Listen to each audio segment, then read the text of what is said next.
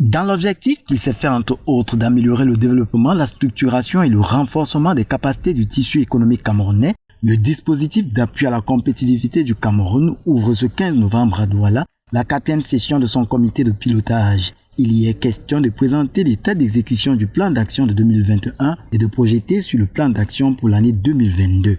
Le DACC s'est déployé dans l'ensemble des régions du Cameroun. Comme vous le savez, son objectif, c'est d'accompagner la compétitivité des entreprises et de renforcer leur capacité à conquérir les marchés régionaux et sous-régionaux.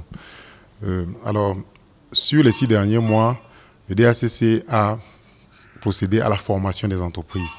Avec un intérêt pour les très petites entreprises et les petites et moyennes entreprises, les perspectives sont particulièrement portées sur l'agriculture. L'année 2022 s'annonce comme une année charnière pour le projet, mais nous avons confiance parce que le plan d'action qui a été proposé envisage un renforcement de capacité d'environ 200 entreprises réparties dans plusieurs domaines.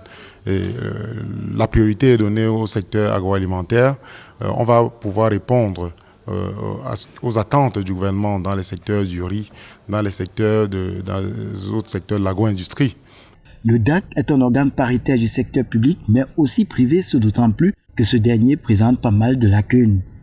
Les défis sont très nombreux. Il y a déjà la concurrence, des problèmes conjoncturels de notre pays, les défis sécuritaires, j'entends par exemple.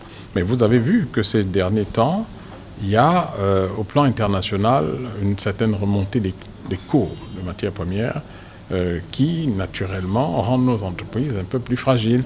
Donc là-dessus, on pense que sur un très court terme, l'État doit avoir un accompagnement plus direct pour que les entreprises ne prennent pas beaucoup d'eau. Les assises sont coprésidées par le MINEPAT et de l'un des mouvements patronaux que sont le JICAM et l'ICAM. Ils bénéficient du financement de l'Union européenne dont le représentant était en salle en posture d'observateur.